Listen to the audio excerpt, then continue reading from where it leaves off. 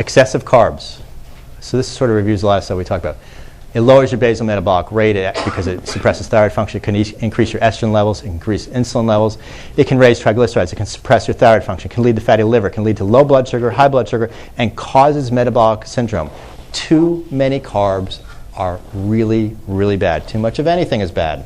Carbs by themselves are not evil, okay? Those beans that Casey served, are those high in carbs? So what? Don't have that many then. Make sure you eat them with a nice amount of filet mignon. Then they're okay. If you eat them by themselves, they are no good. That's too many in relationship to fat and protein. Please don't walk out of here saying, oh, Dr. Rothman said that carbs are bad. I know I'm going to hear this. Carbs are not bad. Too many carbs are bad. Too much of anything is bad. Too little of anything is bad. So, the cruise control diet. You want to put your body on cruise control. Okay? Let me just give you a little metaphor. Can you imagine you're driving your car and you have one foot on the gas and one foot on the brake? And you slam on the gas for 15 seconds and then hit the brake. And slam on the gas for 15 seconds and hit the brake. What would that do to your car? What kind of gas mileage would you get? What would you do to your brakes? Would you wear out everything very quickly? Okay. If you are eating a low-fat, high-carb diet, this is exactly what you're doing to your body. Your blood sugar is going up. Your blood sugar is going down. You're activating autonomic sympathetic system, parasympathetic, sympathetic, parasympathetic. You're hitting the gas, hitting the brake. You will suffer symptoms from this. You want to put your metabolism on cruise control. How do you do that? By having the proper proportions of protein, carbohydrates, and fats at every meal. There was a book written in the late 80s, early 90s by Dr. Barry Sears called The Zone. And this is basically what the zone is about. You want to make sure that you keep your blood sugar in a certain zone and your insulin in a certain zone. Now, I don't necessarily agree with everything in Sears' book, okay, but that was really one of the concepts in there. You want to keep your blood sugar stable. Blood sugar should really stay right around 95, 96, 97, 98, right in there the whole time. If you go to get a blood test and your blood sugar's, a fasting blood sugar's in the 70s, now it may not be officially hypoglycemia by the reference range, but that's hypoglycemia. That's a low sugar. You're probably going to be activating your sympathetic nervous system at that point. Or if you can't do that, it probably means that your parasympathetic system's out of whack. But you don't want to be walking around with low blood sugar. It can cause or high sugar. It can cause symptoms. So you want to eat a balanced proportion of carbohydrates, protein, and fat. It helps maintain blood sugar control, helps maintain healthy lipid levels as well, helps maintain healthy weight, and helps maintain hormonal balance. This is a win, win, win, win, win. You cannot lose by having the correct amounts of proteins and fats in your diet. Now, what is the correct amount for you? I can't answer that question. Everyone's a little different. I can tell you, though, unequivocally, that if you have 75% or more of your diet as carbs, which is what the government is recommending, that is way too much. There's no doubt. All the scientific evidence points to this. So, beef up your diet and lose weight. Eat 3 meals every day. Each meal should contain a serving. It doesn't have to be a large serving of meat, fish, poultry, eggs, and cheese. This is the log on your metabolic fire. Keep the fire burning. In other words, keep your blood sugar right around 95, 90, whatever it is, right there. Eat plenty of low-starch vegetables. So this is what we had for dinner tonight, right? Casey and Jerry cooked meat.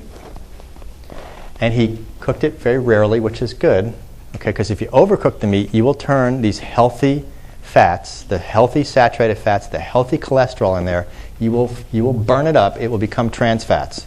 You will also destroy the proteins in there and the amino acids. This is very toxic. A lot of the studies proving, quote unquote, that meat causes cancer is actually saying that burnt meat causes cancer. That is true. I will not argue with that. It is absolutely true. Burnt meat, overcooked meat will cause cancer. And so, but they've morphed it saying, oh, meat causes cancer. No, it doesn't. Raw meat does not cause cancer. Cook your meat as little as possible. I know this goes against, by the way, if you go to the food pyramid and look it up online, you can't, that food pyramid I showed you before, it's obsolete. Now they have a website. FDA.gov or whatever it is, or mypyramid.gov. Go on there and look at their recommendations for meat. I'm going to give them to you. They're actually almost laughable. Number 1, find the leanest cut of meat you can find. Number 2, cut off all visible fat. Number 3, cook it completely till it's completely dead. Number 4, drain off all fat that comes off of it. Number 5, choke it down because it's going to taste like garbage. Now, think about what they're telling you. It is a metabolic poison. Eliminate it as much as possible. I'm not making this up. You read the instructions on mypyramid.gov, and this is exactly how they tell you to buy and to cook meat. This is exactly what we didn't do tonight, okay? And that's why it was, anybody enjoy the meal? You guys enjoy it? Yeah. Satisfying. You want to eat plenty of low-starch vegetables, things like spinach and broccoli, cauliflower, asparagus, Brussels sprouts, low-carb vegetables. Eat as many of these things as you want. They're not going to make you fat.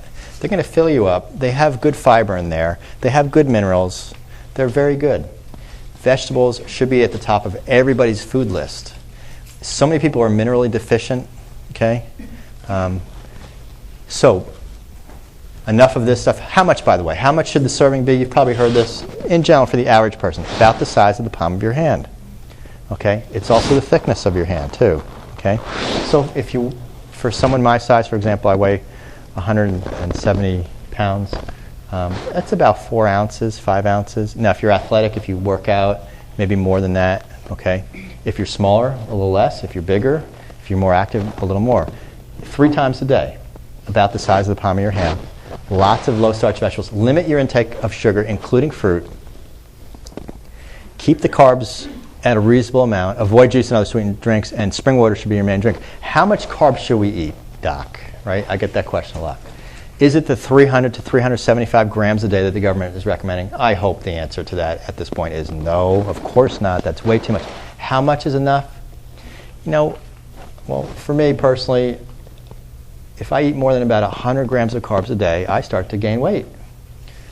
I don't know what it is for you. For me, it's about 100 grams a day. So what does 100 grams look like? It's about 2 slices of bread 3 times a day.